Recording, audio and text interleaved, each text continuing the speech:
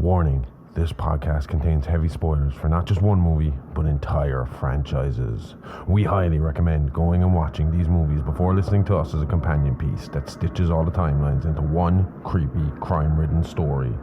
There will be no more spoiler warnings. We do not break character. After this, there is no turning back. You've been warned. Hit the music. You are talking about the nonsensical ravings of a lunatic mind. It's alive! It's alive! It's alive! It's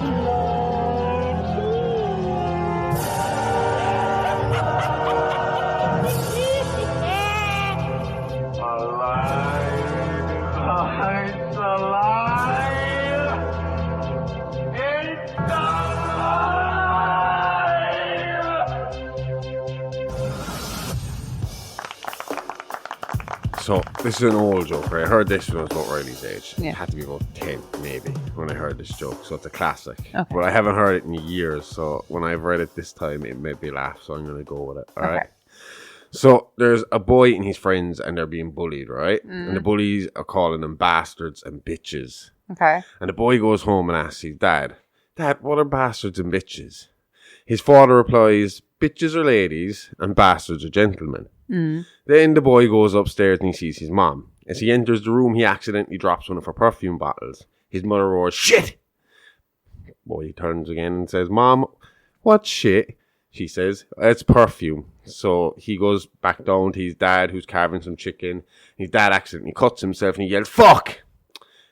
Boy asks, Dad, what does fuck mean? Dad says, it means preparing. He then follows his dad upstairs a few minutes later, and his mom and dad are about to have sex, and his dad says, where's the condoms? Little boy asks again, Dad, what are the condoms? Dad goes, shit, fuck. Condoms are, they're coats and jackets, son. So the following night, his father invites over some important business clients. The boy opens the door for him and says, hello, please come in, bastards and bitches. Hang your condom up here. My mom's upstairs rubbing shit in her face and my dad's downstairs fucking the chicken. Hello, welcome to It's a Level Eye Podcast. This is a true crime, paranormal, interstellar podcast covering unbelievable stories that sound like they were ripped straight from the pages of a Hollywood script.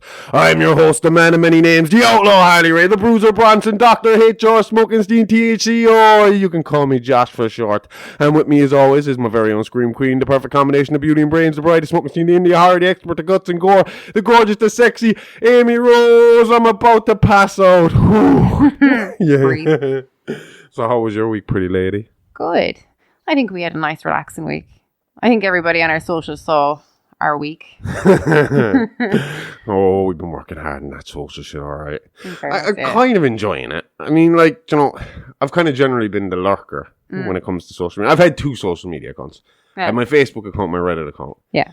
And I do not interact in either of them. I just, check the news, see what people are bitching about.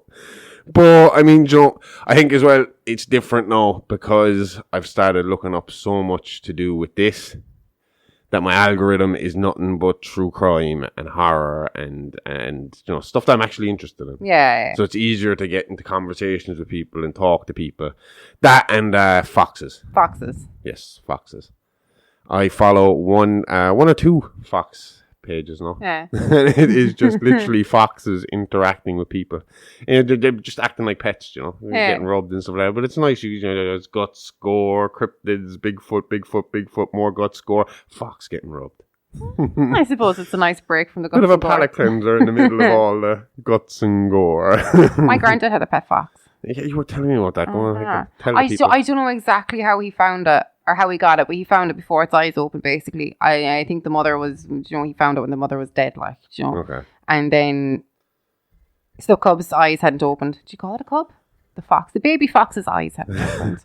And the fun-sized fox. Yes. Yeah. And so then when its eyes did open, apparently it's the whole imprinting thing. And then, Is that real? Like? I think so. And then, I always saw it in Tom and Jerry cartoons. Where like the duck would see Jerry and would follow Jerry around everywhere it goes.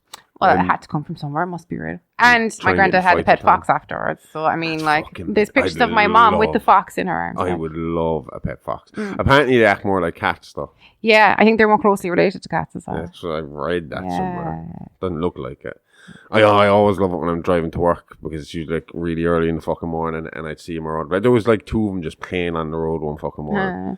That was like the summertime. Not as many around at the moment. Do you remember when we went to Dublin last summer? I was standing on the Lewis line, but it was really quiet. And the fox just strolling off down the road. Gorgeous. Yeah, we were like, is it a fox?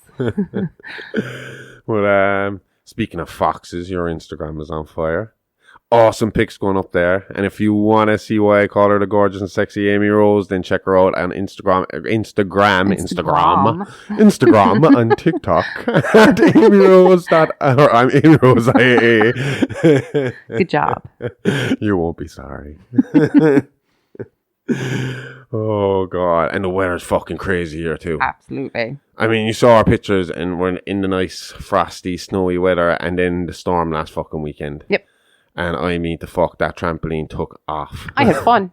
I felt like I was I felt like I was in Pirates of the Caribbean. Yeah. A storm scene. We were cursed undead pirates. Oh my God, man. When the rope, I was trying to tie it to the fence. Yeah. And there's like just rope flying everywhere, dirty rope, water splashing everywhere. I'm Josh giving out the trampoline. I'm screaming at you over the wind.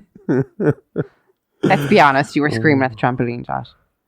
Fuck the trampoline. I'm getting sick of this weather, to be honest with you. I mean, for people who don't know, who don't live in Ireland, we have like 2 weeks of sunshine a year, 2 weeks of mild snow and heavy frost, then 48 weeks of wind and rain, and that's no joke or over-exaggeration either. Yeah. Our back garden's a fucking swamp for fucking 48 fucking weeks out of the year. What is it Pat Short said? Ireland, it'd be a great little country if you could put a roof on it. Yeah, underground heating all over the fucking country. I'm pretty sure people press play to hear us talk about demons and serial killers, though, not to just listen to the two of us bitch about the weather like little old ladies. Fine. You want demons and killers, then here you go. Do you know what the Lazarus syndrome is? No, but I know Lazarus usually has something to do with bringing the dead back to life. Like the Lazarus pit in Batman, Ra's al Ghul uses it, and it's how the second Robin comes back from the dead to become the Red Hood. Yeah, but that's in comic book land, and all the comic book nerds just wet their pants when you said all that. This syndrome I'm about to talk about is 100% real life shit. The Lazarus phenomenon, or the Lazarus syndrome, is defined as a delayed return of spontaneous circulation after CPR has ceased. In other words, patients who are pronounced dead after cardiac arrest experience an impromptu return to cardiac activity. The syndrome is named after Lazarus of Bethany, who, according to the New Testament of the Bible, was brought back to life by Jesus Christ after 4 days of death. Since 1982, when the Lazarus phenomenon was first described in medical literature, there have been at least 38 reported cases. According to the 2007 report by... See, this is... I was writing the script and reading this, and I saw this fucker's name come up, and I'm just like, just 1 week, give me a name, just give me a show where all Dr. the names V, are easy. you could call him. Is he a doctor?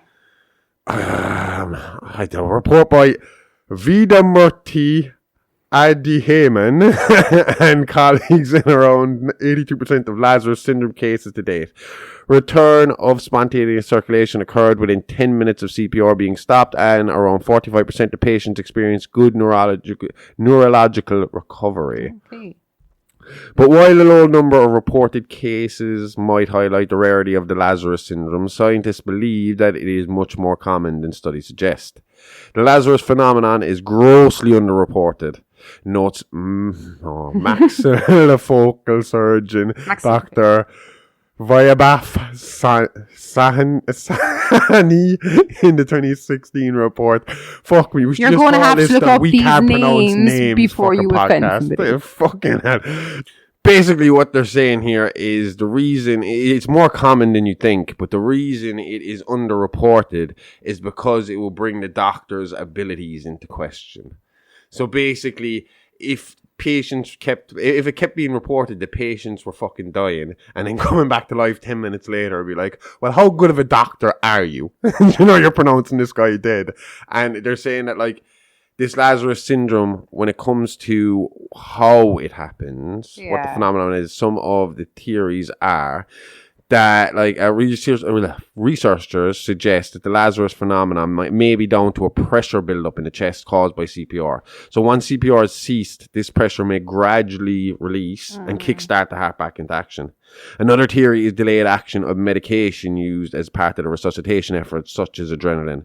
It is possible that drugs injected through the peripheral vein are inadequately delivered centrally due to impaired venous return. And when venous return improves after stopping the dynamic hyperinflation, delivery of drugs could contribute to return of circulation. As Ben Franklin once said, in this world, nothing is certain but death and taxes. In a clinical setting, however, a declaration of death is not as certain as one might think. In 2014 came a report of an 8-year-old woman who had been frozen alive in a hospital morgue after being wrongly pronounced dead. In the same year, a New York hospital came under fire after incorrectly declaring a woman as brain dead following a drug overdose. The woman awoke shortly after being taken to the operating room for organ harvesting. That is a fucking horror story in itself. Yeah. See, I would happily... What if you didn't wake up in time and you're there with two But this is what I'm saying. I would happily donate my organ to death. No problem. But I need you to make sure. I feel like it'd be very simple to place a mirror under their nose. But the thing is... if that gets brain dead... that one's a weird one. But anyway, a case is such as this beg to question, how is it even possible to mistakenly declare a person as dead? I'm just looking it up here, and there are 2 types of death: clinical death and biological death. So clinical death is defined as the absence of a pulse, heartbeat and breathing, while biological death is defined as the absence of brain activity. So obviously there is the answer to my question. Yeah, well, you better make sure I'm fucking both types before they throw me in the oven. Do you have to be obviously clinically dead, not just as in like if you're biologically dead, they come in and say, well, you need to sign papers so we can make them clinically dead, yeah? Oh, I have no fucking idea. Not a clue. I just thought you were pronounced dead by the doctor and that's it, it's over, it's done. I would assume you have to be clinically dead, and if it's biologically dead, you've kept on the life support machine, no? Don't know. We'll have to ask a doctor. Yeah. That is actually interesting, but what does this have to do with Pazuzu and today's story? We're about to get into that now with Pazuzu Part 2 and the Gemini killer possession. Hey, you. Yeah, you. You like the podcast? Want some more? Then head on over to our Patreon page, where for just €5 a month, you get up to 12 extra shows in that month, along with piles of mini-sodes covering fun facts from the world of horror and true crime. Each week, we drop multiple shows such as Real Monsters, where we look at the inspiration behind the movie killers, or Behind the Mask, where we take a look at the influential people and happenings in the world of Hollywood. All this, plus movie reviews, watch-alongs, and regular AMAs. That means Ask Me Anything. You really do get a bang for your buck. And by bang, I mean like podcast. I'm not soliciting or anything. Shit. Moving on. For just €5 a month, all this could be yours. So head on over to www.patreon.com/IAApod. That's www.patreon.com/IAApod. And start listening now. So we left off last week with the demon Pazuzu being ripped from the body of the young Reagan MacNeil, only to take up temporary residence deep in the soul of Father Damien Karras, who then in turn threw himself from the child's bedroom window to his death, or at least that's how it seemed at the time. Yeah, we kind of left Karras lying on the side of the road with Father Dyer giving him his last rites. Didn't he say Karras died with a smile on his face, like he was happy knowing he had knowing that he accomplished his mission and restored his faith? That's a nice way to go from, I suppose, considering what he'd been through. Yeah, it would be a suitable bookend to his story, considering his loss of and return to his faith. But thing is, a bookend does exactly what the word implies. It marks the end of the book, or the end of the story. Karras may have been dead at the end of our episode last week, but the thing is, he didn't stay that way, and his story was far from over yet. In fact, it wouldn't end for at least another 15 years and would go unnoticed to all close to him in all that time as well. So I assume this is the reason we got the lecture on the Lazarus syndrome at the start of the episode then. Exactly. Because you see, on May 15, 1971, Father Damien Karras was officially pronounced dead not long after arriving at Georgetown University Hospital. He was buried in a Jesuit cemetery in Georgetown, and life went on. At least, that's the official story. What's the unofficial story? We'll get to that, but first we need to lay out a bit more background story. I don't want to spoil any twists in the tale just yet. What if you just tell me? So as I said, life went on, and with time, stories of the possession of Reagan MacNeil, daughter of Hollywood actors Howard and Chris MacNeil, dwindled in the media, and the story became an urban legend in Hollywood, mostly forgotten until the release of Chris's book, A Mother's Explanation, From Possession to Now. That came out in the early 90s. A book which would cause the estrangement of her and her daughter, Reagan, who, needless to say, was not thrilled to have the whole ordeal brought back into the spotlight and back into public consciousness. It took Chris's blinding at the hands of another allegedly possessed girl to reunite the mother and daughter only last year after decades apart. Pity it took that to get them back together, but better late than never. Yep. Anyway, as life went on and the memory of Father Merrin and Karras faded into the church history books, two men who were directly involved in the events of the exorcism in 1971 couldn't help but remember and mark the passing of Father Karras with an annual cinema and dinner date. Those two men being Father Joseph Dyer and Lieutenant William F. Kinderman. Aw, dinner and a date. Who's expecting who to put out here? Suppose it depends on who's paying, doesn't it? But my bet is the priest is the little spoon in the relationship. Enough jokes though. This was a genuine nice thing they did annually to mark the passing of their friend and fellow movie buff Father Damien Karras. They'd go see a classic film, then have dinner where they would discuss the movie and share memories of their fallen friend Karras. Funny little sidebar here. They both used to tell people that they went on these annual dates for the other's benefit. Kinderman telling his wife that he had to go cheer up Dyer because, Dyer was feeling bad about Karras' death.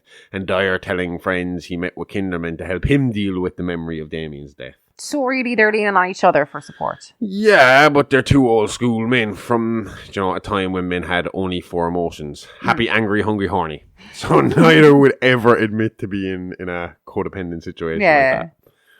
The last date they had was on the 15th anniversary of Damien's passing. They went to see It's a Wonderful Life, followed by dinner at a restaurant in Georgetown. This time they didn't just discuss the movie and memories. You see, Kinderman had a lot in his mind and had some questions of faith to discuss with Father Dyer. Kinderman, still working in Washington PD Homicide Department, had been hot on the trail of a copycat killer. The killer who, by the time of this date, was two bodies in. He was copying the MO and style of the believed deceased Gemini killer James Veneman. Veneman, who was active from 1969 to 1971, began his killing spree in the Bay Area before moving it to Washington, then back to San Francisco, the site of his eventual demise. People of San Fran must fucking hate astrology. Right, they have the Zodiac killer in, 68, 69? Then the Gemini killer in 1971. Unless they're hardly the same person.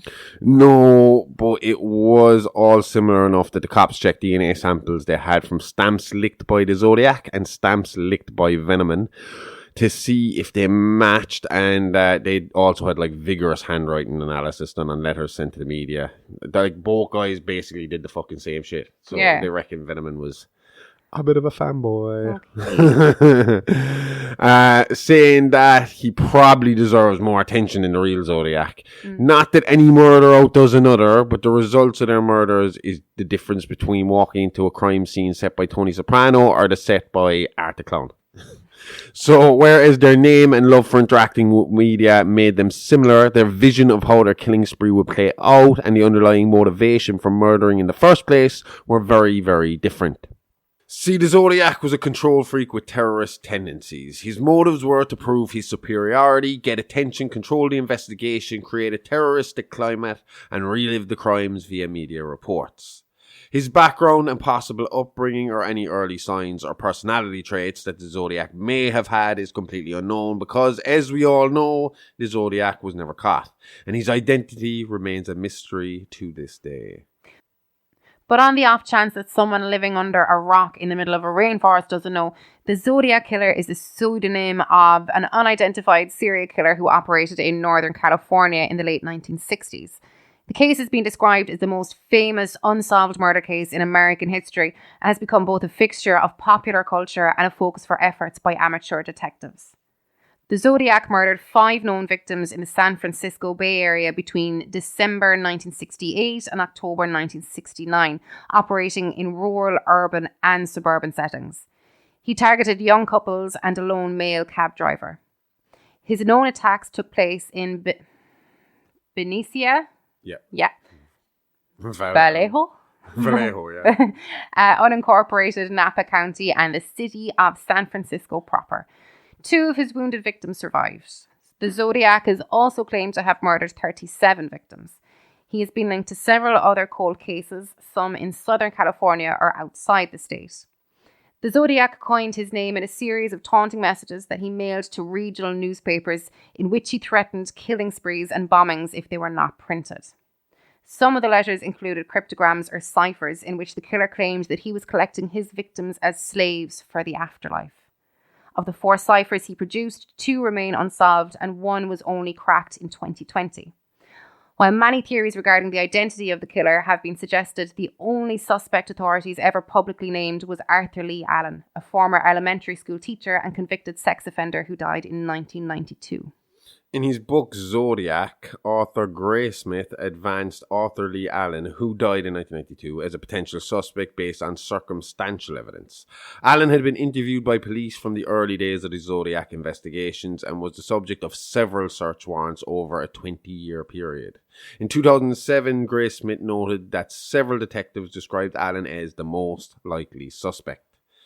In 2010, David Toshi stated that all the evidence against Allen ultimately turned out to be negative.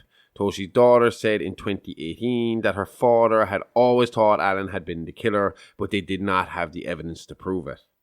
On October 6, 1969, Allen was interviewed by Detective John Lynch of the Vallejo Police Department.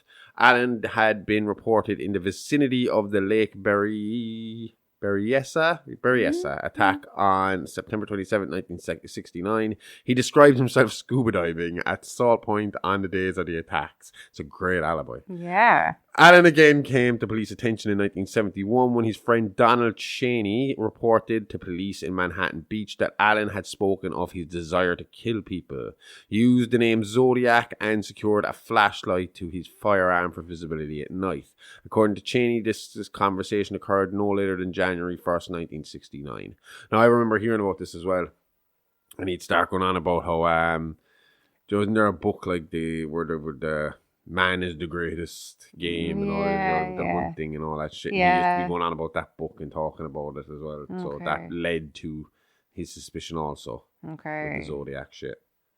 So Jack Molinax of the Vallejo Police Department subsequently wrote that Allen had received a dishonorable discharge from the United States Navy in 1958 and had been fired from his teaching job in March 1968 after allegations of sexual misconduct with students. He was generally well regarded by those who knew him, but he was also described as fixated on young children and angry at women. That is like the polar fucking opposite of each other. Yeah. Now, he's a pedo, but he's harmless. You know? He's got this fucking rage against women, but sure, he's a nice guy. Yeah. Fucking weird one. So regardless of whether he was the Zodiac or not, still a bit of a prick. Yep. Allen was interviewed by the police in 1971. Zodiac would not ride again until 1974. In September 1972, the SFPD obtained a search warrant for Allen's residence. In 1974, Allen was arrested for sexually assaulting a 12-year-old boy. He pled guilty and served 2 years imprisonment. 74, so all that shit's over with at that point. Vallejo police served another search warrant on Allen's residence in February 1991. 2 days after Allen's death in 1982, Vallejo police served another warrant and seized property from his residence. In July 1992, victim Mike Mageau identified Allen as the man who shot him in 1969 from a photo lineup saying, "That's him! It's the man who shot me!" However, police officer Donald Fuke who is speculated to have seen the Zodiac fleeing from the Stein killing, said in a 2007 documentary his name was Arthur Lee Allen, that Allen weighed about 100 pounds more than the man he saw, adding that his face was too round. Nancy Slover, who received a call from the Zodiac in the aftermath of the McGuffin shooting, said that Allen did not sound like the man on the phone. Now, I would argue there are two things. One, the phone call could have been a prank phone call. Yeah. Do you know, there are dicks out there who would ring victims and fucking act a prick. Yeah. And the other thing is, the cop who saw someone walking away from the shooting, there's nothing to say that was the Zodiac. It would just happen, because what happened was, when Paul Stein was shot, the call was put in to the cops. Someone saw it or reported, so it was reported anyway. Okay. But they were told that it was a tall African-American man they were looking for. So there was this guy, do you know the typical fucking mug shot you see of the sketch of the Zodiac? That is from that cop's description. And that is who they're looking for because of it. Okay. But but that was just, the cop saw a man walking fast down the street away from the area where the crime and just had been assumed this committed. must have been. And because he was looking for a tall black man, ignored the small white guy with glasses. Oh, you know? shit. Yeah. So that's what they reckon happened. So, they reckon they were close to catching him. But there's nothing to say that guy was the Zodiac either. He could have just been a guy that happened to be walking past at the same fucking time. So you don't know there. It's a weird one. Other evidence existed against Allen, albeit extremely circumstantial. A letter sent to the Riverside Police Department from Bates' killer was typed with a Royal typewriter with an Elite type, the same brand found during a February 1991 search of Allen's residence. Allen owned and wore a Zodiac brand wristwatch. He also lived in Vallejo and worked minutes away from where one of the Zodiac victims resided, and from where one of the killings took place.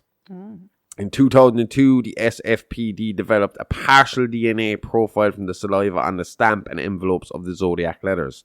The SFPD compared the partial DNA to that of Allen.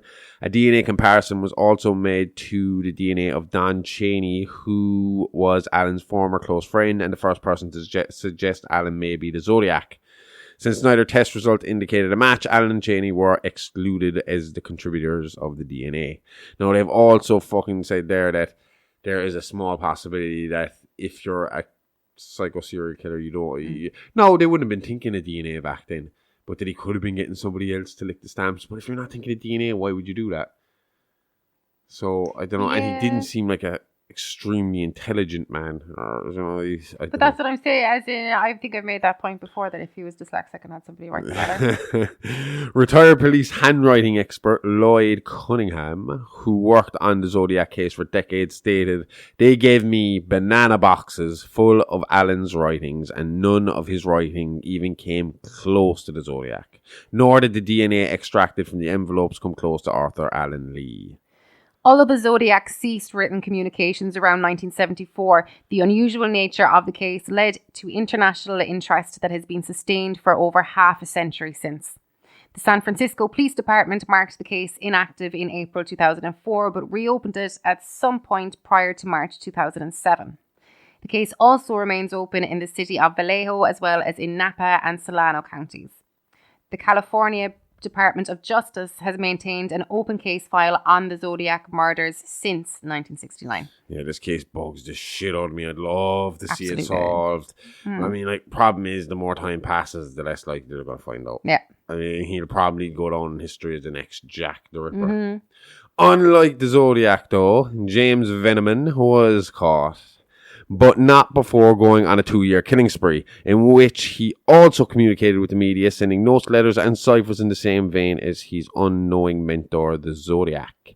Veneman grew up in a strict evangelical household in Washington, D.C. He was the eldest of 2 sons. His father was an alcoholic preacher, and his mother died of cancer when he was still very young. I'm sorry, that all seems a little vague, but there really isn't a lot of information on this guy's family life. Yeah. Not a lot in his background. What we do know is after the death of his mother, his father became abusive, often beating the 2 boys in a drunken rage. James taking the brunt of the abuse in a bid to defend his younger brother from the violence. According to reports from the time, when James was around 14, he returned home from school to find his brother lying in a heap at the end of the stairs. His father claimed the boy slipped and fell, but bruising and wounds on the boy were inconsistent with that of a fall.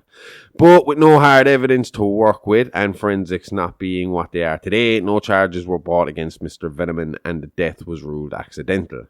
This enraged James and would later become one of the motives to his murders, killing in blasphemous ways in order to shame his God-fearing preacher father. Veneman would go on to take 19 lives, leaving only 2 survivors from his attack. So Veneman was born sometime in 1971, making him the same age as Cars, who was born that same year. His brother died in 1950, and his killing spree began 19 years later in 1969. If he was so enraged at his brother's death and his abusive father's behaviour, why did it take him so long for him to fully snap?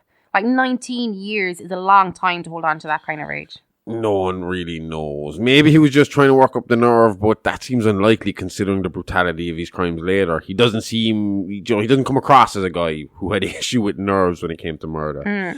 What we do know is that over that time, Veneman became obsessed with serial killers and true crime magazines, holding multiple subscriptions and spending a lot of his time alone in his room reading and learning from his peers' mistakes. I wonder, can people hear that rain beating off our windows right now? Fucking hell. They're giving thunder. Oh, that'd be adding creepy. Atmosphere to the story is what it is. See, Veneman loved the killer stories, but hated that the bad guy almost always got caught. That's what made the Zodiac killer so compelling to him. Still active at the time, Veneman was glued to the news and paper for daily updates on the case. That's a red flag. What? Oh, the true crime. But see, that's how I came across true crime for the first time. I remember, for some reason, it was kept in a box in the hot press. And in our second, I was about 13 when we moved into that house. But the hot press, the way it was, you could open it from a hatch in the hallway. But the main wardrobe door was in my bedroom. And there was like a box at the bottom of it, just slid in underneath. And I opened it up one day and I found all these true crime magazines. I assumed they were my dad's. But that's how I first read about fucking Fred and Rosemary West. And Dennis Nielsen. I didn't like that one. Or that one. Yeah. I was fucking 13 years of age, sitting in my bedroom reading these magazines. I was just like, this is fucking amazing. I was just obsessed with true crime. And it's funny, it kind of went dormant for years. I just forget about it because, I got into metal and I was writing dark metal goth songs and shit. But in the meantime, when I came back to you saw there was a period of time where I was just fucking stuck to Reddit. Constantly reading about serial killers. Yeah, well, it is interesting. It just got to the point where I had literally read all of their stories. Yeah. No, obviously doing mini monsters and stuff, I come across a lot more guys now. Yeah. But, I mean, the big name guys, Albert Fish, fucking, just Dahmer, fucking Nielsen and all them. I've read their stories so many fucking times. No, I mean, we've done a few episodes of Real Monsters where you're like, are you doing a script for this one? It's like, I don't fucking need a script for this one. I know this guy. Yeah. I fucking read this guy's story a million times. BTK was a fucking fine example of that. I knew that guy's story inside out. I did not need it written down in front of me. Yeah, in fairness. Now, the Zodiac was known for taking a few months of a cooling off period between murders. So what triggered Veneman to strike so soon after the Zodiac's last confirmed murder is a mystery. At this point, all evidence just points to coincidence. But after his identification, DNA from stamps from Veneman's letters to the media were compared to the Zodiac's, and it did not come back a match. So 100% Veneman was not the Zodiac, even though it seems like he just kind of picked up right where the Zodiac left off. Not unless he got different people to lick the stamps for him, Yeah.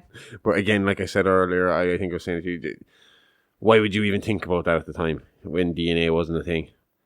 In the 70s, you're not thinking DNA, you're not worried. I mean, that's how BTK got caught. He didn't think spunking all over that fucking...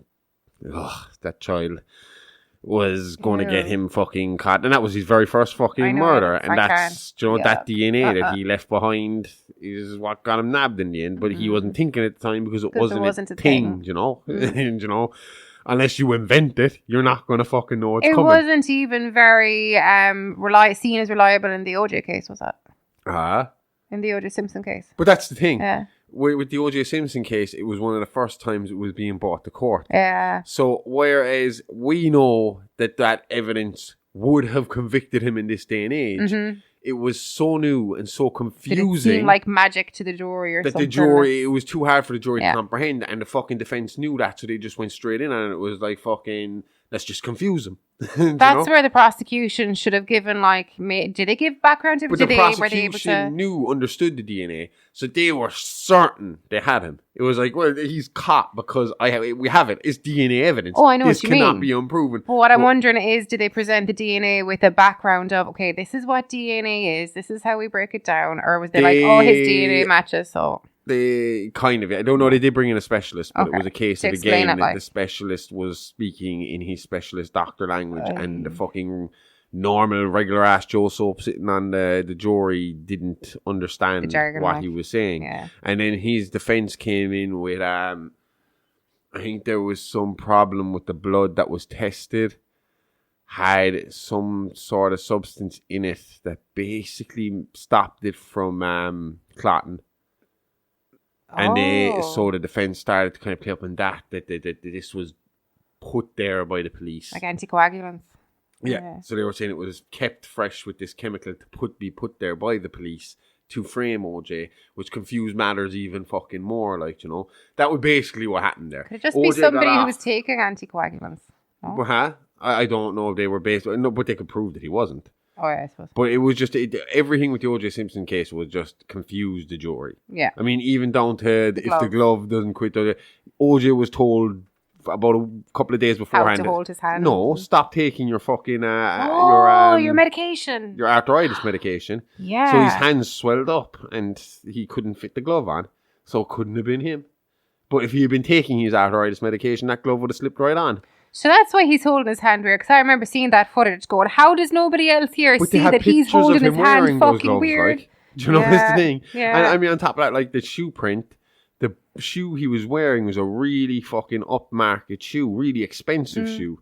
And there was it was like a very select few people that would own a pair of these fucking shoes. Yeah. And they were found, there was an imprint of them found on the fucking scene of the crime. He is on video. He claimed he didn't have these shoes at one point, but he was caught off guard because he's a fucking, he's on TV doing football game fucking pundits and all this on the sideline. He was seen wearing the fucking shoes on television, like. Yeah. So he was caught there. And then, if that wasn't bad enough, he went away and wrote a fucking book saying, if I did it. This is how I would do it, but I'm not saying I did it, but if I did. Fuck. But again, if he's confessing, he's kind of confessing to having an accomplice, which kind of fits. Son? Well, that is the theory. And again, I assume... Still alive? Why do I have it in my head that he is. I think he is. Actually, I don't know. Now you mentioned it, that sounds like it. But again, look, OJ is something that we will 100% be digging deep into on Real Monsters at some stage.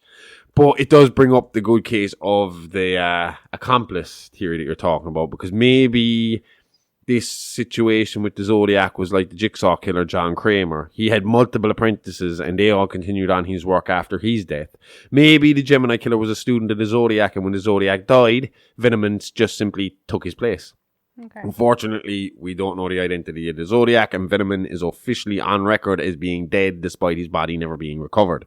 Regardless of the reasoning behind it, on Halloween night 1969, Venomman stalked the former Lover's Lane and first sight of the confirmed Zodiac murder, Lake Herman Road. Maybe to pay homage to his master, or maybe as an idiot fanboy replaying a scene he had read about and played out in his head time and time again. Sounds like Danny Rowling going to Florida to try to replicate Bundy's killing spree. Remember, we covered him on our very first episode of Real Monsters on Patreon. He was another fanboy loser. Exactly, but unlike in 1968 when it was a Lover's Lane, the no site of the grisly murder of high school students Betty Lou Jensen and David Otter Faraday was more of a spooky haunted site to the youth of San Francisco. Kids often went there and dared each other to go down the lane, playing chicken with each other, seeing who had the balls to go the furthest. Yeah, like you would with an abandoned house. Right, kids instantly associated an empty house with a haunted house. Like they do outside here. Yeah, kids, literally. Yeah. There's some people moved out of this one house. Do you know what's fucked up, right? There's like a house there, and the people moved out of there and no one moved back in. Yeah. And the kids call that the haunted house. Mm-hmm. Like, 2 It's years creepy. ago, the house next door literally had someone die. Like we woke up one morning and there was cops outside. The All the windows windows were of the wide house were open. open. I was like, somebody's dead. You were like, nah. And then we find out that, and what's fucked up was we find out this played out over a couple of days in our fucking estate, and we didn't know it was happening. Yeah. I remember we were inside in the sitting room watching fucking Space Jam on a Sunday, a little hungover with the kids, and I think it was Space Jam 2, our first time watching it. Yeah. And apparently at the same time outside our front garden, or not our front garden, but in the park in our front yard, this guy was dragging his fucking girlfriend around and kicking the shit out of her in front of everybody. And there was a cop that lived in our I estate didn't know it was that bad. who came out and pulled the fucking guy off him. And there was all this screaming and roaring outside and we didn't hear a fucking thing. So we had Space Jam. And then really loud. fucking 2 days later, this woman ends up fucking dead. And your man, I think, did they catch him on his way to England or something? Did they? Oh, I didn't know that now. And This is news to me. he was arrested and another guy was arrested. And they said they were doing an inquiry into it. I haven't heard. And there has been nothing Nothing. about it since. And I have looked it up multiple times. I can't even find the But original Josh, article maybe it was about the natural fucking causes thing. in the end. But I can't even find the original article about the thing. No, yeah, there was apparently a big drug pass there, and there was drugs. It was a drug fucking problem that was causing all the shit that was going on outside there. But it's just fucking, it was just crazy. Like, but it's crazy that didn't become the haunted house. Yeah, you know? it's the one next door. And again, I think like nobody's lived there. I think somebody moved in there and moved out within a couple of fucking weeks again, and it's been empty since. Yeah, they like, did actually. the council have it, and they try. And it got so bad that they tried to make it a fucking halfway house. And the mothers of this estate came around with their petition, and I signed it. I was like, I'm not against a halfway house, but I just don't think this was the right location for it. I think a halfway house, in terms of it's a very good location for a family. If it was in a homeless family, there's too many kids here, yeah. and it would depend. It would almost be like it would defeat the purpose of the halfway house because you'd have to fucking vet everyone that was about to go into the halfway house before they're going into it because you don't. And I hate saying that because they deserve a second chance. Absolutely, absolutely, yeah. But at the same time, I understood why it was like, there's a school literally right fucking next to us, and there's a bunch of kids in this estate. Maybe this isn't, and people either side of that house rural had kids area, at the time, yeah. as well. So if there's a problem, we're very fucking confined here, and there's nobody watching over us. We got one cop who does not work weekends. It's like fucking. I barely see this guy around, And I see him around. So if we had a problem, like the cops that are coming are about a good 20 minutes away. So I don't know. I don't know. I'd feel bad saying that too because I understand again the how cops people get need here a second faster than chance the and stuff. ambulance. I have no idea. Yeah, you would have to wait twice, was it? Like a good fucking half an hour or more. In Valencia, they would wait a few hours. So look at that one. But I'm pretty sure we said the same thing about Michael Myers' house in our Michael Myers series from around Halloween last year about the haunted house. Yep. And this activity has never been more active than it was on Halloween night. Ooh, spooky season. Perfect time for games like this. You think so, but with Veneman stalking the area, looking to not just copy his mentor, but outdo him, this meant only bad things for the kids fucking around the area. The kids in question were 14-year-olds Lee Miller and Jason Cobb, as they both edged their way down the site of the murder from less than 1 year earlier. Veneman came out of the brush and up from behind them. He shot Miller at point-blank range, but Cobb, being a star athlete fresh into high school, heard the shot and bolted for the woods. Veneman took another shot, but only managed to wing the boy's shoulder.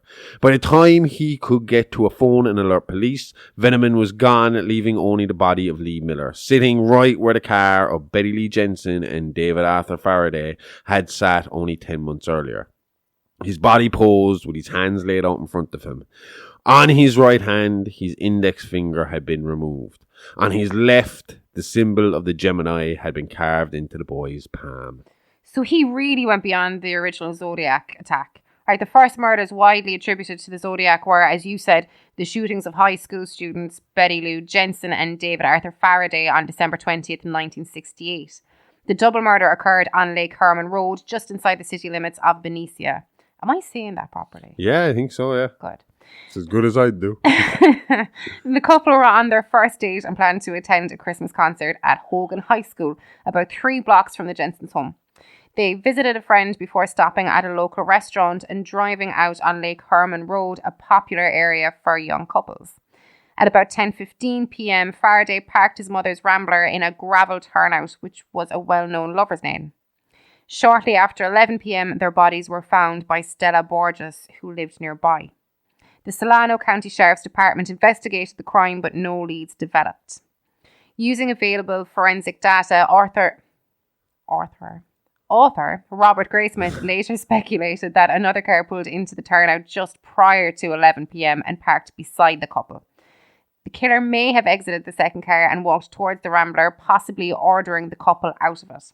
It appeared that Jensen had exited the car first, but when Faraday was halfway out, the killer shot him in the head. The killer then shot Jensen 5 times in the back as she fled, and her body was found 28 feet from the car. The killer immediately drove away from the scene. Yeah, so Veneman was upping the ante by mutilating and posing the bodies, and he wasn't done just yet. Because perhaps he really was going to that location to replay his mentor's first crime, and disappointed with executing the wrong type of victim, Veneman decided to try again. The same night. Like, that's some Richie Ramirez style shit. Richie, you on a first name basis with Ramirez, no? Yep. Boys and boys, and apparently all of us women are mad about him. Yeah, he used to get fucking mad. Like, there would be women in the fucking, like, audience of his court cases. I don't understand that one. I don't understand any, but that one in particular. We've had this conversation before on the podcast, I'm pretty fucking sure. Yeah. He comes up fairly often as someone that women were crazy about, and it was like... Especially when, like, most women described him as smelling of wet leather, and his fucking breath was supposed to be awful from halitosis. Ooh, what does wet leather smell like, though? It's not... I think I've ever smelled wet leather. Yeah, well, I suppose it's kind of like, do you know when you... Do you ever like pass like a tanner's kind of fucking place? Do you know where they sell belts and stuff like that? I suppose it's like that leather. I suppose it's just that leathery smell, but really strong. Oh, the one in Shirley always smells like nail varnish remover. That's why I like passing it. Yeah. Yes, I don't know. What's he doing with that? That's not there anymore, is it? It is. Is it? Yeah, it's beside the little is it a claw machine or whatever? Yeah, that's where it was. Yeah, that's where across the way from where Abracadabra used to be. It's a lot of that now when I go through town. It's where that used to be. It's where that used to be. Is that gone completely now? Oh yeah, everywhere. We don't have an Abracadabra. No, we just don't have an Abracadabra in Tralee anymore. That's a business opening. Huh? Not really, because it had to close down because it wasn't doing good business. Haven't tried it in the village before. Anyway, less than 2 hours after murdering Lee Miller, Veneman murdered couple Brad Blair and Linda Dorff, this time going literal with the location, choosing Lover's Lane, Trail and Park. Finding the couple in the car park, Veneman again shot the couple at close range, killing them both almost instantly. Again taking their right index fingers and marking their left palm with the sign of the Gemini. This is where he starts to communicate with the media. Wasting no time after the October 31st killings, the San Francisco Chronicle received his first letter on November the 2nd. In it, Veneman, going under the Gemini pseudonym, claimed responsibility for the 3 deaths of Halloween night. In the letter, he claimed to be, and I quote, the successor of the great Zodiac master. This is what led investigators to believe he could be a Zodiac accomplice and that there was a possibility that the real Zodiac was dead. They also played with the idea that Veneman was the Zodiac, just changing MO and name to cause confusion to the investigation.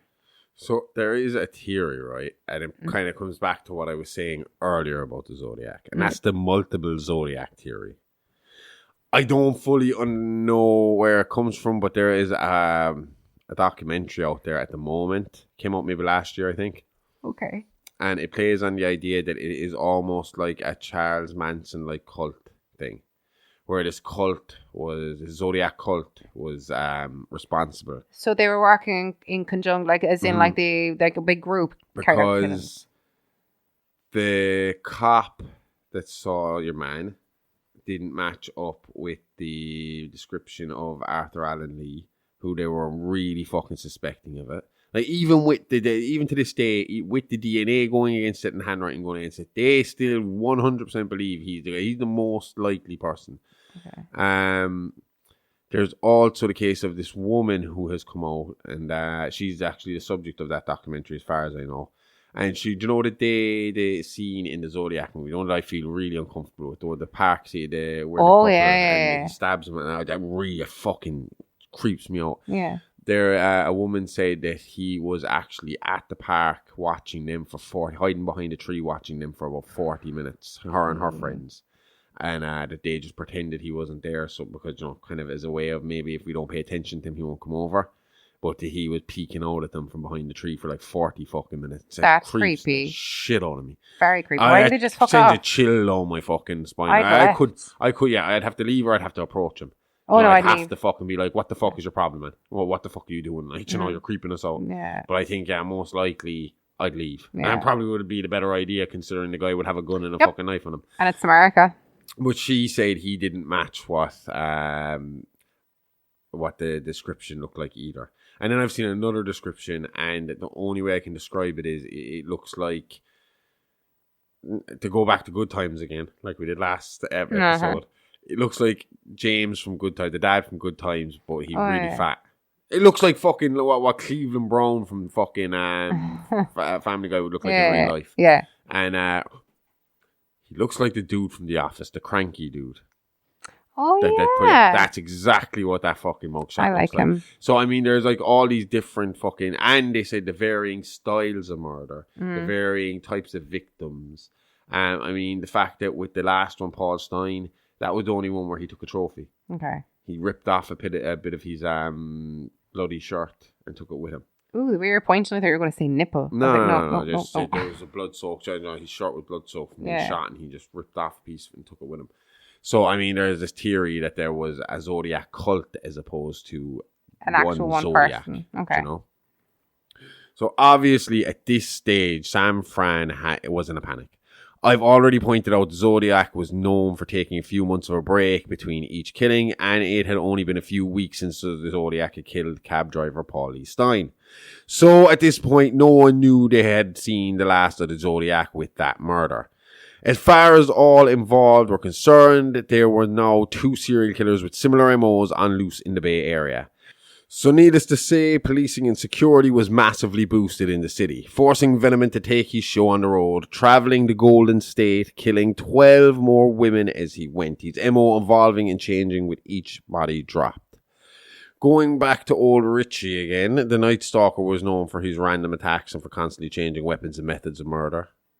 The Gemini killer became known for murdering his victims in conjunction with astrological events, such as the winter solstice, equinox, and the one that bugs the shit out of Amy, Friday the 13th. It makes no sense, I know. It doesn't make any sense. It makes them unreliable. I'd love to give these women the recognition they deserve, but due to the volume of the dead here and the relevance of his later killings and time being a factor, I'm just going to give you a quick rundown of the first round of California victims attributed to Venom, a.k.a. the Gemini Killer, a.k.a. the Astrological Murderer. The Gemini Killer is much better sounding than the Astrological Murderer. Well, first round implying that he stopped and started again, like. He killed Lee Miller, Brad Blair, and Linda Dorff in the same way the Zodiac killed his victims, then seemed to want to experiment with his own style and killed 9 more women over a 12-month period. He got pulled in for a few interviews in relation to the case. He had a small link to Linda Dorff, whose family attended his father's church. Everyone was being looked into, anyone with a connection at all, even Venom's father for being the family's preacher. It was through that interview that they discovered that James was a true crime serial killer fanboy and called him in for a chat. Freaked out, Venom left the state and travelled across the country to Georgetown, Washington, putting an end to the first round of killings in California. Okay, it's honesty time. We have a confession to make. We suck at socials, no good at Insta, can't send a tweet or an X or whatever that supervillain looking motherfucker is calling it now. Stick to your space cars, Elon. But we know you want to chat. You want to be kept updated. You want to be alive all the goddamn time. So we're getting down from the antisocial soapbox and giving this a try.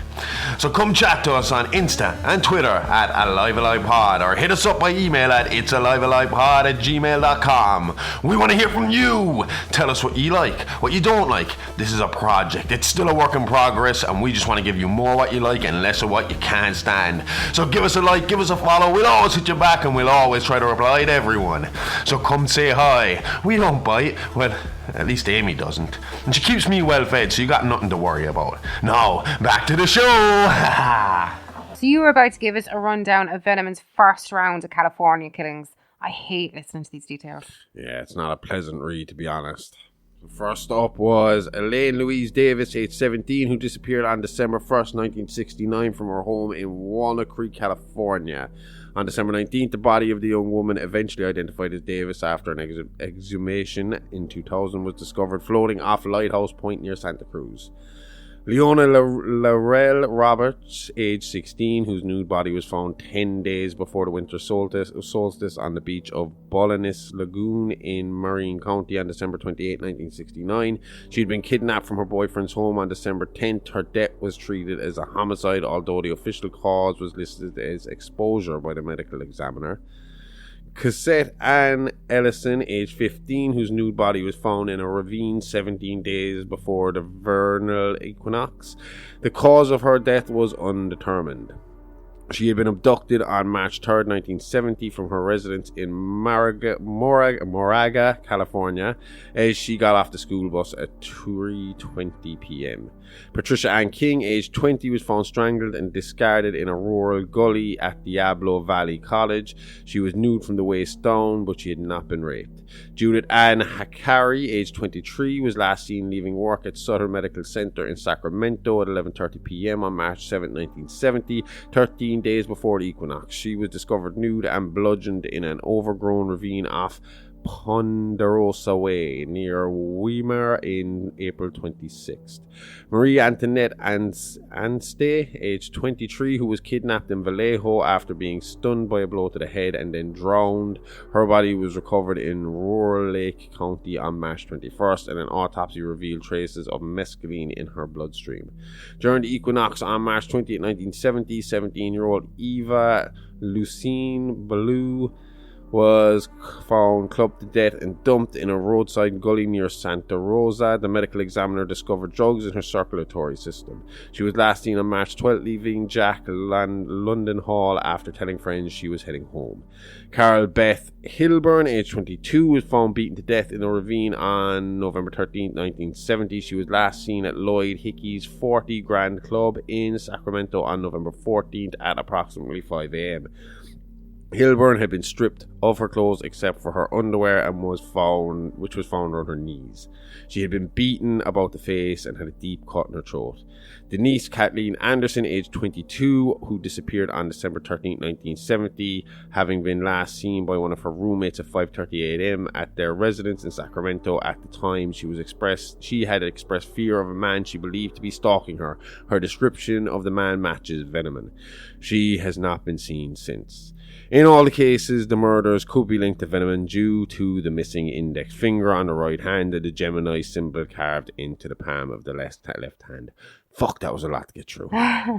So many victims in such a short amount of time. It was like he went berserker mode from the very beginning. Fucking right, yeah. Far from finished. With 12 bodies to his name and all kills taking place within 12 months, the heat was on for Venom, and as he said earlier, after a few rounds of questioning, Venom decided to get out of Dodge and hopped on a bus to the east, choosing to hide out in Georgetown until the heat died down, or at least until he could figure out the next step to his plan. Okay. Because these guys always have a great plan. Now, as we pointed out in our last episode, Georgetown, Washington was the home of the Jesuit community and Georgetown University, a place where the Jesuits studied and learned their craft. I also made the point that Venom's main motivation was to rebel against his Bible-thumping preacher father and his Christian teachings. So being around all these priests was too much of a temptation for the killer, who, as you just said, was kind of stuck in a permanent berserker mode. Mm-hmm. This paired with the fact that he blamed his father's police interview as a reason for him being so high on the police suspect list. Venom was enraged and directed that anger towards the Christians, vowing now to continue killing even after being identified. Actually, more so because of being identified, so to bring shame to his father's name and to cause him pain through destruction of his reputation and legacy. Yeah, it's pretty common for preacher sons to follow in their father's footsteps. Usually it's a job passed down from generation to generation, but in this case, James was determined to do the completely opposite thing, putting his father's divine power in question. Why would God give a truly devout servant such a demonic offspring? What was wrong with him? What did he do wrong to deserve this punishment? In turn, causing his flock to become smaller and smaller as the massacre continued. So feeling slighted by his father and surrounded by holy men, Veneman made his next move, shooting Jesuit priest Father John Borman at point-blank range on the Georgetown University campus. Along with his usual ritual of removing the right index finger and putting the mark of the Gemini in the palm of the left hand, Veneman decapitated the priest, replacing his head with that of the head of a statue of Christ, which he had stolen from the nearby church earlier that day. 1 week later, at around 1 a.m., he entered the same church where he had stolen the statue from. There he found Father William Blatty and Father William Friedkin, who were cleaning up after a special midnight mass. Veneman bludgeoned Father Blatty to death with a large crucifix he found on the altar. He then found Father Friedkin cowering in a confessional booth, trying to hide. He stabbed the priest 56 times before again removing Father Blatty's head, resting them both on the altar in full view of whatever unfortunate soul was destined to find them. Again, he took the finger and the left palm was marked with the Gemini symbol. So Washington knows they have the Gemini even killer on the loose. Yeah, Kinderman was assigned to the case at the time, but after getting a few good leads, the trail went cold and the Gemini killer made his way back home to sunny California. And at this stage, the cops in San Francisco know he's the Gemini killer, right? He was very high on the suspect list. Before he did a runner, and with the 3 killings in Georgetown happening at the same time, he was MIA from California. They were pretty sure they had their guy, and they were just waiting for him to get back into town so they could arrest him for questioning and serve a search warrant on his home. Thing is, though, Veneman was pretty strapped for cash at this point, and while the cops were stalking the bus stations, train stations, and airports, Veneman was hitching his way across the country, so his re-entry to the state went completely unnoticed. Just dawned on me there, I don't know if they ever looked into it, but if he was hitchhiking across the country, I wonder if there are a couple of cold cases attached to him the whole way across. But again, I suppose that's up to the police in America to look into, not me. I just talk about this shit. So as I said, he went unnoticed, at least until April 30th, 1971, when Susan Marie Lynch, age 22, was discovered murdered, having been buried alive near East Levy Road in Sacramento, 1/2 mile north of Del Paso Road and 0.6 miles southwest of the Hillburn dump site. The finger removal and scarification of the palm were done ante-mortem, or before dead. Nasty fucking asshole. Any idea why he went back into the old MO? Like, I thought it would be religious figures and decapitations from here on in. Me too, but that seems to have been a Georgetown thing in the priest bit. Well, you know, the priest bit was anyway. Yeah. Because on May 15, 1971, Linda Diane, age 19, was found in a ditch alongside a rural road, beaten to death at Half Moon Bay. Her skull had been smashed and it appeared that her attacker had tried to decapitate her. Usually, that's a sign of a killer being interrupted in the process of the crime. That's exactly what it was. A man out walking his dog early in the morning came across the body of Diane and contacted police. Reports show she was only just dead when her body was found. So Veneman must have heard the man and the dog coming and decided to run. It sounds he completely ditched the whole astrology gimmick too since his return from Georgetown. Like, I can't think of any significance to the date of May 15th. It's actually a very significant date to this story, though. It's the day of Regan's exorcism, and the next morning, Father Damien Karras will be pronounced dead in Georgetown. Okay. At the exact same time as Karras would die, the Gemini killer would also take his supposed last breath. You see, after being interrupted in the murder of Linda Diane, Veneman was left feeling unfulfilled, and in his murderous haze attempted a poorly planned home invasion, snatching Lynn Derrick, age 24, from her home in New Valley at around 2 a.m. She was discovered strangled with a sock stuffed deep inside her mouth. I nearly said a sock stuffed deep inside of it. That's disgusting. I think it just shocked me that I couldn't fucking read it. I always hear, you hear that, like, and I've heard of a couple of fucking murder cases, like, where, like, the women would have something like clothes jammed down their mouth to try to, they would act as a gag. Yeah. But the women would fucking suffocate on the fucking clothes, like, obviously. But just the thought of someone sticking something like that, you're fucking nasty. The killer was in the process of removing her finger and presumably after that her head when a patrol car happened by the secluded lane. Venom again interrupted, made a break for it, but it was too late. The police had made a positive ID on the suspect. It was official. James Venom was the Gemini killer. His face was all over the news within hours, and it was only a matter of time before he was spotted and arrested, and with his crimes he would surely fry. So similar to the Ramirez story again. Like, it could be one and the same, even down to the religious undertones of the murder. It's so strange, right? I was convinced we did an episode. I was even just before you said it there, I was convinced we did an episode on Ramirez for Real Monsters. I went back and checked it. It turns out we haven't, like. But for some reason, I must have been like some drunken conversation we were having some night about him. I know we watched a documentary about him. Talked about him being not that attractive on multiple times. Yeah, but I mean, it, like, I feel like we got deep into the fucking actual story of him at some point. But I look back in our podcast, we have not talked about him in depth yet. I could have sworn we did as well, It must have just been one night here when we were having a few drinks and I just went off telling you about him or something. Or I know we did watch the Night Stalker documentary, did, yeah. but that wasn't that. That was a while ago. It was alright.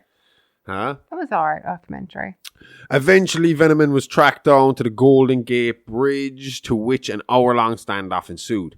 At some point after that hour, negotiations broke down, and Venom took a shot at what looked to be the entire San Fran Police Department. They were out in force to catch this guy. That shot led to a barrage of returning fire, which saw Venom hit multiple times and launching him off the side of the bridge into the icy water below. His body was never recovered, lost to the sea. Good fucking riddance. Davy Jones' locker, isn't that what they say when you Yep. go down and see? At the very same... Huh? Very pirate themed tonight. I know, yeah. At the very same time that James Venom's body hit the water, Father Damien Karras hit the pavement at the end of the infamous Georgetown steps. Coincidence? Yes, but one Pazuzu would allegedly try to take advantage of, looking to punish Karras for his expulsion from the body of Reagan MacNeil, which brings us to the Lazarus Syndrome part of the show. As we explained earlier, Lazarus Syndrome is when a person who has been pronounced dead suddenly regains life. And after being brought to Georgetown University Hospital morgue, that's exactly what happened to Father Damien Karras. So the story is that there was an elderly priest named Brother Fane, right? Brother Fane was left to dress Father Karras and prepare the coffin and then seal the coffin, because it was going to be a closed casket situation. After, according to everybody who was there, or all the priests afterwards, he dressed the body, he sealed the casket, and he went missing. Okay. And Father Fane, or Brother Fane, was never seen again. The thought was, they didn't panic about it though, because apparently Brother Fane really, really wanted, he had like some family, I think it was in Kentucky, and he really wanted to get a sign near Kentucky, but he was never, the church never fucking put him there, and it cracked him up. But he always said he wanted to die at home. Okay. So he had 2 heart attacks at the time. So when he went missing, the other priests just assumed that he had went fucking home, thinking that the end was near, because he was in his 80s, like, you know? And they never thought any more of it. What actually happened is that when Damien Karras climbed out of his casket, it gave the priest, brother, I suppose, what are they, monks? A heart attack? Yeah, he had another heart attack and died of fright. Okay. And he is what went into the casket and was sealed. Ew. So, yeah, they figured that out a lot later when they checked. Imagine. Yeah. So I want to point out as well, people are probably listening to us talk about this Lazarus syndrome. Like 1 minute the person is dead and the next they're up talking and walking around. Chances are if this happens to you, by the time your body regains activity, your brain will pretty much be mush from lack of oxygen. So you're not dead, but you're going to be a vegetable for the rest of your life. Can I say that? Vegetable, like, seems like that's kind of distasteful now, is it? I don't know. But then again, I mean, I don't hear any of them complaining about it, so let me know if it offends you. Yeah. So, fuck it. Sometimes I just wonder if you're trying to self-sabotage with the shit you say. Like, Anyway, this is how Karras was. Actually, he was a little better off than just being fucking mush. I mean, realistically, for the amount of time he was dead, he should have been in a coma. But although his mind was completely gone, it seemed his body was still just about functional, allowing him to stumble aimlessly around the streets of Washington, eventually being picked up by police and being left off at Georgetown General Hospital, where he was admitted to the psychiatric unit under the alias of John Doe Patient X. He was diagnosed catatonic and stayed that way in an open ward with other patients for years. For 12 years, he stayed that way until January 1st, 1983. He started making sounds as if he was trying to talk. Not long after this, he began to become extremely violent, and after an incident where he severely injured a young nurse, Patient X was put into a padded room with a straitjacket. This is where he would remain for the next 19 years until 1990, when Lieutenant Kinderman was on a case that strongly resembled that of the Gemini case from 19 years earlier. While following a lead, Kinderman found himself in the psych wing of the Georgetown General Hospital. The lead fell flat, and as he was leaving, he claims that he had been drawn to this big security door. When he inquired about the door, Dr. Scott Temple, who had been giving the lieutenant a tour of the ward, excitedly ushered Kinderman over to the door to show him the hospital's super-secured disturbed ward. So apparently, in Kinderman's book, he was saying it's like there's this huge metal security door. You go through that, and you're in a kind of little waiting hall where there's another big security door. Then you go through that security door and the door locks. And when you're on the inside, you have to put in a code to get out. You have to put in a PIN code. That PIN code pins an alarm in the reception. Then the reception will look at the camera to positively ID you are who you are supposed to be. And then they'll open the door to let you out. And the PIN code is changed then every single day. Okay. So this is it isn't an easy place to get out of. He also said then, as he was passing through the hallway, he could have sworn he heard somebody say his name. Okay. And he kind of glanced in at the cell where he thought it came from, but it was Patient X and he had his head down. So what we know now was obviously Karras maybe recognizing his old friend. Okay. So Kinderman was there investigating the Gemini copycat killings. Do you want to jump into that now? Or? Yeah, but to do that, we have to go back a week or two before the reunion of Karras and Kinderman in Georgetown General. So on May 14, 1990, the body of 12-year-old Thomas Kintry was found in a water sports store, decapitated and nailed to a cross made of rowing oars. In place of his head was the head of Christ, stolen from a nearby church statue. His right hand was missing its index finger, his left palm mutilated with a symbol, the sign of the Gemini. Back again after a long 19-year break. If that wasn't enough, the very next day the body of Father Kavanagh was found in the same church the Christ head was stolen from. Like the statue, he was himself decapitated and sat in the booth, his head resting on his lap. Again, the right index finger missing and the symbol on the left palm was present. Funny enough, this priest, Father Kavanagh, was the same priest that gave Karras the permission to perform the exorcism in 1971. Fingerprints were taken from both crime scenes, neither matching with the other. In fact, one set of prints led the lieutenant to the Georgetown General Hospital psych ward. Closer to Patient X. The prints belonged to Mrs. Mary Celia, but upon meeting Mary, it was very apparent to Kinderman that the woman couldn't be his killer. Mary, a long sufferer of dementia and Alzheimer's, was borderline catatonic. Dr. Temple even expressed his surprise that she interacted with Kinderman at all. So, like, the interaction apparently, again in Kinderman's book, went with something like this. She asked if he was the radio repairman. He said he was. She said he asked to see the radio. She then replied, I know you're lying because this is a telephone. Okay. She was holding nothing. And she didn't give him much more information, but that was kind of enough to tell him that despite her fingerprints being there inexplicably, she definitely wasn't the killer. Yeah. He was just trying to figure out why those prints were there. And he wasn't going to get that info from her. No.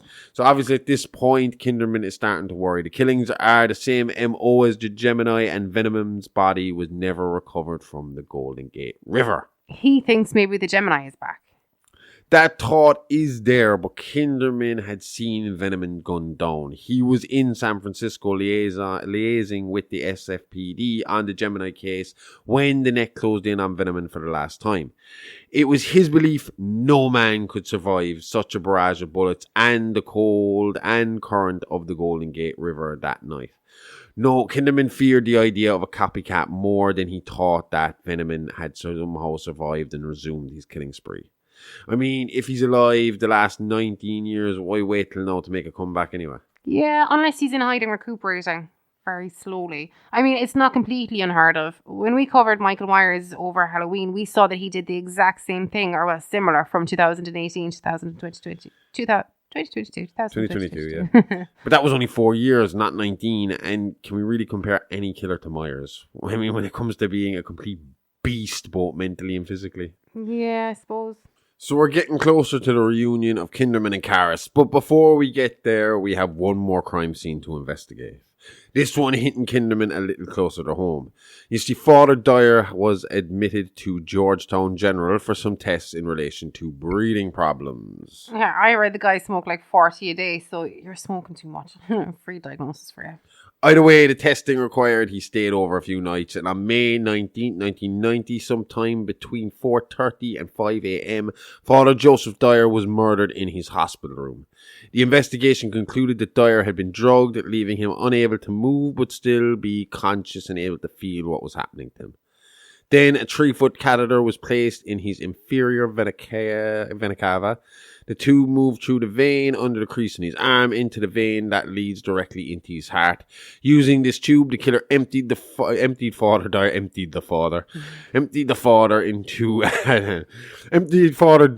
of every drop of blood in his body, filtering them into small plastic cup-like containers, leaving them on a hospital tray by the body's bedside. How many cups did he have? 21. Yuck. Yeah.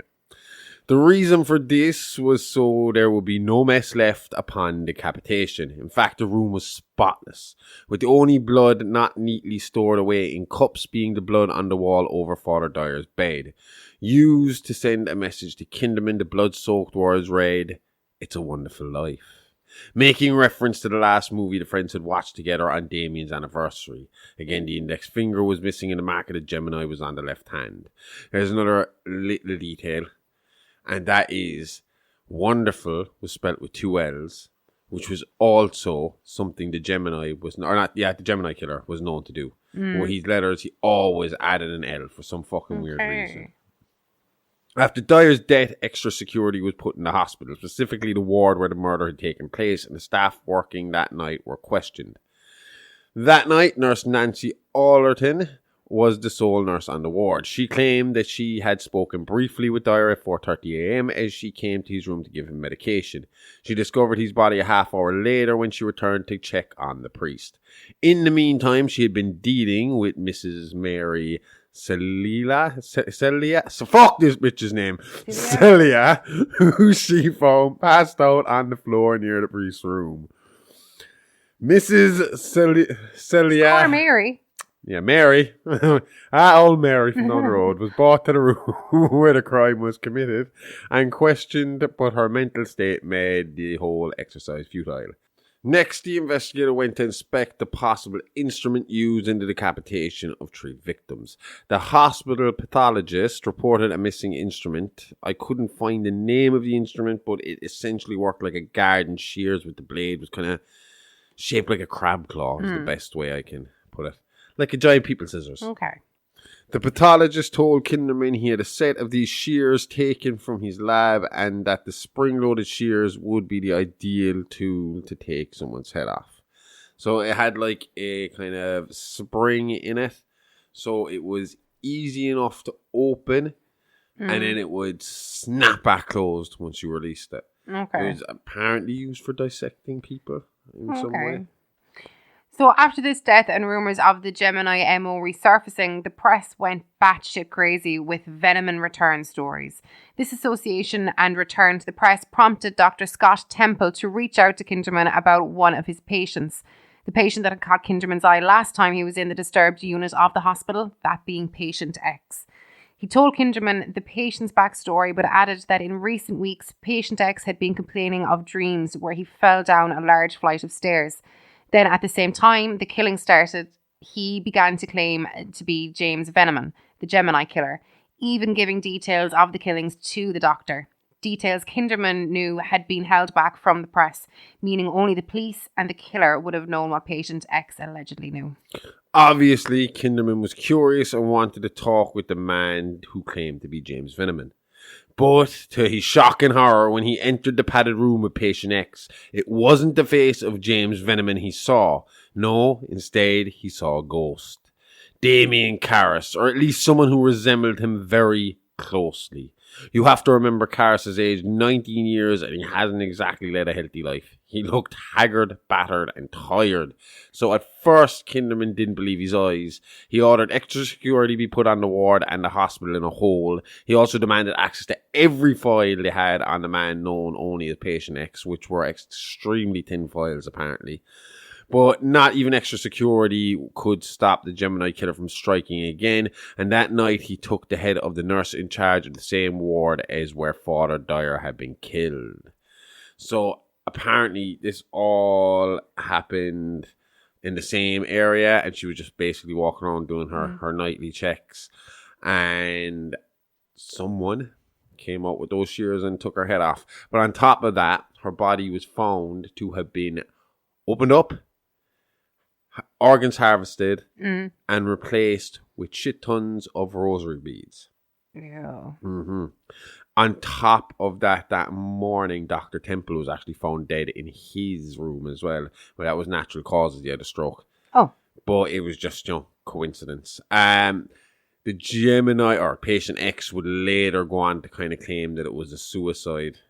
By Dr. Temple. By Dr. Temple, but the report comes back as a stroke, massive stroke. Okay. But that nurse killing happened like literally in the 5 minutes it took for the cops to do their shift change, yeah? Yep, pretty much. Kinderman reached out to the Jesuit Institute for dental records, DNA swabs or fingerprints of Karras that they may still have on file, but had no luck. He then had the priest's remains exhumed. That's when he got his break. While the body was too badly decomposed for a positive ID at the time, we can today confirm the body in the grave was that of Brother Fane. And although he had no way to positively prove the man in cell 11 in Georgetown General's Damien Karras, he knew in his gut that was who it was. He claimed to know straight away when he looked at the skeletal remains in the old coffin. He was sure the heights didn't match.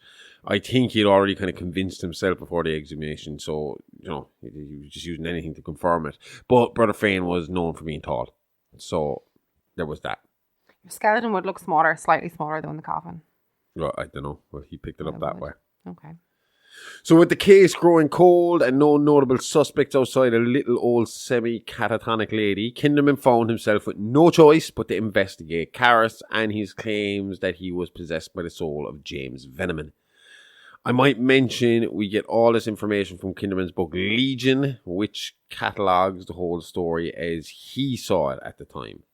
Straight off the bat, Kinderman went into the cell accusing the man known as Patient X of being Father Damien Karras, to which the patient replied, "I am James Veneman, the Gemini killer." Kinderman pointed out that the Gemini killer was dead, to which Patient X replied, "No, I'm not. I'm alive. I go on. I breathe. Look at me. Look at me and tell me what you see." He then went on to give details of an old Gemini crime that the police had withheld and asked, "How else could I know the details? Possession, divine intervention, telepathy?" He then proceeded to explain another murder, a new one since the last was from his original run.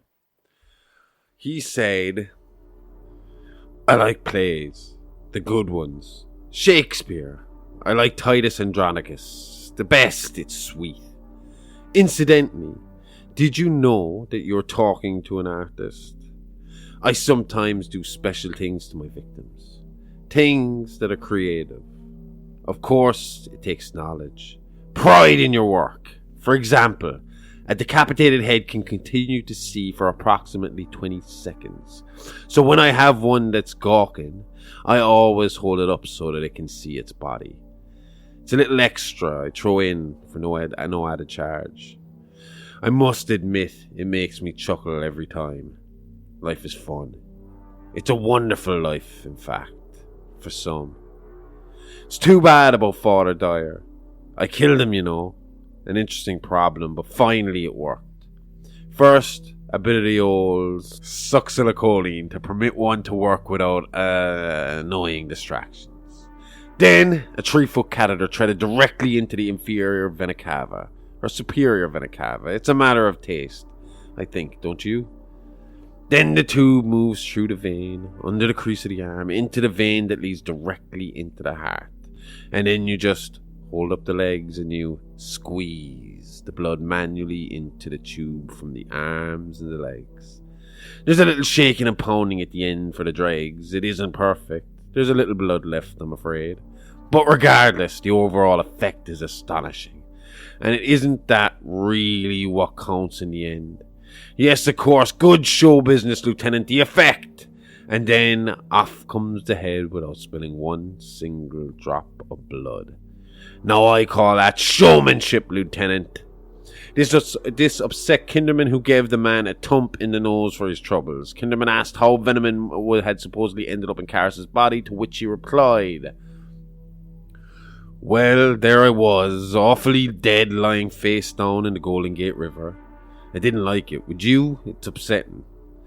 There was still so much killing to do, and there I was in the void without a body. But then along came, well, my friend. You know, one of them. Those others over there, the cruel ones, the master. He taught my work should continue. But in this body in particular, in fact, let's call it revenge, a certain matter of an exorcism, I think, in which your friend Father Karras expelled certain parties from the body of a child. Certain parties were not pleased, to say the least, the very least. And so, my friend, the master, he devised this pretty scheme as a way of getting back, of creating a stumbling block, a scandal, a horror to the eyes of all men seeking faith, using the body of the saintly priest as an instrument of, well, you know, my work. But the main thing is the torment of your friend Father Karras as he watches while I rip and cut and mutilate the innocent, his friends, and again, on and on. He's inside with us. He'll never get away. His pain won't end.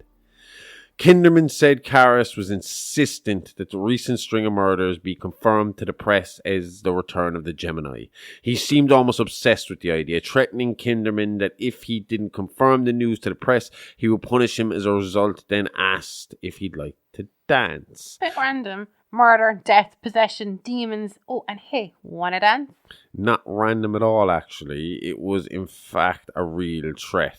So, now, first of all, I would like to point out that it's very, very much a Zodiac thing for him to do as well, to insist and threaten for the insistence of his shit to be put into the media. Because the Zodiac insisted on his stuff being put in the paper, and if it wasn't put in the paper the next day, he was threatening to kill a bunch of people. Okay. So it's the same here. So he's threatening here Kinderman, and he asks him if he'd like to dance. Now, there's a little thing that I left out. And that is this round of killings had an extra pattern to it. And that was every victim had the letter K in their name. First, in the start of one of their names. So you had Thomas Kintry, Father Kavanagh, Father Joseph Kevin Dyer, Nurse Keating, and on top of that, Kinderman had a daughter, Julie, who was a professional dancer. Okay. Now, obviously, the Master Gemini was talking about was Pazuzu, right? Like, getting his revenge on Karras. Yeah. And just like the last case in 71, these Pazuzu-related murders would go down as unsolved cold cases, with Patient X dying of natural causes the very same evening that he made the threats to Kinderman.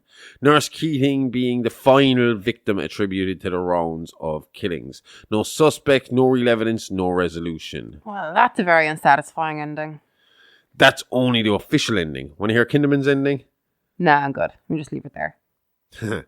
So the first part of this story is what is officially in the court records, okay?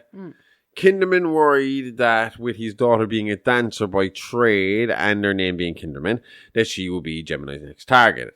Worried enough that he tried to ring home, but each time he tried, the line was tied up. Feeling in his gut that something terrible was coming, he went to try a different phone located in the nurse's station. There he discovered nurse Nancy Arlington dead on the floor in her underwear, her nurse's uniform gone. Panicking and needing to get home, Kinderman ran outside to find a patrol car and ordered a uniformed cop inside to get him to his house fast. It turns out Kinderman's cop gut instincts were right, because when he got to his house, a woman in a nurse's uniform with Allerton's name tag attached to it was sitting in his dining room, staring into the distance as if she was waiting for something or someone. So again, this is where things get a little bit fucking strange, because the lady in question is a mental patient at the hospital who had done this. And again, there's no explanation for this because this lady ends up dead by the end of this bit here. Okay. But this is what fucks her. Like I said, this story doesn't really have much of a resolution, and it seems like a cult of old people went out and killed a bunch of people, but obviously they weren't able for this. Yeah. So this lady is sitting here in the nurse's uniform. We know she's killed someone already because to get the nurse's uniform. But as she sits there, she seems harmless. She seems like she doesn't really know where she is or what she's doing. And Kinderman's kind of like, all right, calm down. He tells the uniform cop to calm down. There's no worries. And we're going to ring the hospital and get her sent back. At which point, this woman pulls those big shears we were talking about earlier out of her fucking bag and goes for Kinderman's daughter. It was a case of Kinderman's mother-in-law was standing right next to the daughter, and she saw it coming and grabbed her literally as the blade was about to snap closed. Jeez. So, I mean, like, fucking a hair away from being decapitated. As they grabbed the woman to try and hold her down and get her away from fucking Kinderman's daughter, the woman had a massive heart attack and died. Okay. And that was the end of that. So we got no answers there either. Obviously, this was the last straw for Kinderman, who had decided at this stage to put an end to the madness once and for all. Now again, there's two versions of this story. The official medical and court reports and the story Kinderman tells in his book. I'll let you decide which is true. But before we get into it, I have one more little story to throw in here. Kinderman said in his book the night before this all went down, he had this dream. And in the dream, he said, he went to Patient X's cell. He said when he got there, there was a white-haired priest performing an exorcism on him. And that Pazuzu, who was controlling Patient X, was winning the battle in the exorcism in this dream. He says that the priest was basically dying in the dream, and Kinderman came in and started to try and fight back against the demon and trying to help Karis. To which he said in the dream he was pushed back up against the wall and pinned to the wall in a symbol of Christ, like his arms stretched out as if he was on the cross, legs together. And he said the ground opened up and the victims of the most recent victims of the Gemini started to come out. Like the kid who had his head cut off. That kid, excuse me, that first kid had a lot of relevance as well to Kinderman because he was a part of do you know, like how in America they have these like police clubs for like youths, so that they, especially in like gang-related areas or rundown areas or like lesser income, to try and influence the kids to be, you know, go on the straight and narrow, lead a good life. Yeah. And this kid was actually a part of that, and Kinderman knew that first kid. Okay. So that was upsetting for him enough, like, you know, to be fully invested in this. So he said in the dream, this kid is coming out of the ground, and that he's, you know, they still has the Christ head on his shoulders, and he's pinned to a cross. And then he said Karis came out of the ground and was pinned to the cross and was screaming at him saying, finish him, please, please, save my soul, finish him, and all this kind of shit. And then he closed up, and he said in the dream the Karis gave him a couple of seconds and fought Pazuzu in the body to free himself for a couple of seconds to get Kinderman to shoot him and finish off the whole thing. And then Kinderman says he just woke up. What actually happened is, according to court records and medical records, Kinderman entered the padded room to confront the man who claimed to be James Veneman. After telling him his plan had failed, officially Patient X replied to him, "What does it matter? The old man is gone. No one left to shame. My work is done." Then he kneeled over and died from heart failure. It's a fucking common thing hearing them all dropping to the heart fucking back. So, I mean, there's that weird connection in as well. Yeah, true. Crazy thing is, Veneman's actual father died that same day. In fact, the time of death between Veneman's father and Patient X is just 5 minutes in the difference. In Kinderman's book, he says, after telling Patient X he had failed, the man replied that there will be plenty more chances to get her. To which Kinderman pulled out his gun and filled the alleged killer full of bullets. He also claims that before putting the last slug in the inmate's head, he heard a man speak clearly in Karis's voice, "Bill, no. Shoot now. Kill me now. We won, Bill. Now I'm free." And with that, the lieutenant claims to have ended the madman's life. And from that day, the killing stopped. Pretty much, yeah, that was it. That was done. Now, I believe the first version more than the second version. The first version, for number one, is more paranormal, which is cool for that story. You know, dying straight after Veneman's father and that connection. And the thing of, if Kinderman's version was true and he wrote about it in his biography, so if they had evidence of this, he would have been arrested for killing this fucking mental man. You know? Sure. This crazy guy. So, from that day, the killing stopped, the strange activity stopped, the crazy old people, murder scenes stopped, it all stopped. It kills me that the crimes went unsolved. Yep, crimes unsolved and the truth about Karis Veneman and Kinderman unresolved. Unfortunately, like all cases of paranormal activity, we're forced to follow the little bit of evidence that may or may not be provided and trust the testimony of those who allegedly witnessed the events. After this case, the already over retirement age lieutenant called it a day on his career, choosing to spend his golden years regularly going to the cinema and working on his memoirs, Legion, My Battle with Pazuzu. At the end of his book, Kinderman talks about his belief in God and how the two events he witnessed had affected his faith both in God and humanity. He concluded that he believes the Big Bang was Lucifer falling from heaven, and that the entire universe, including humanity, are the broken parts of Lucifer, and that evolution is the process of Lucifer putting himself back together as an angel. It is his hope that someday Lucifer will complete his task and be readmitted to heaven, closing the doors on hell and its demons permanently, and leaving humanity to live in paradise forevermore. And that's it. Pazuzu Part 2 done and dusted, ending the already confusing tale on a mystery. Was Pazuzu real? Did the Gemini killer really possess Damien Karis's already dead body? Answers we will unfortunately never know. But I do know one thing, and that's that we are coming in hard with this new year. Yeah, that was a heavy, super detailed two-parter. Way to set the bar high at the start of the year. Yeah, that research took me to some deep, dark places the past 2 weeks. That's why I'm looking forward to next week so much. Yeah, me too. I've already started the research and we're going to have a lot of fun with next week's episode. Fun in the Horrorverse. What could go wrong? Only one way to find out, and that's to come back here next week and check out what we have in store for you. Until then, don't forget to like and subscribe us on Spotify, iTunes, YouTube, Audible, Google Podcasts, Acast, and wherever you listen to your podcasts. Also, you can follow us on all socials at Alive Pod, or follow my page at Amy Rose IA for some great content, pictures, and podcast updates. It's Alive Podcast, all the guts and gore, none of the guilt. See you all next time. Same Alive time, same Horrorverse channel. Love you. Bye-bye. Hey, ladies. Love you. Bye-bye.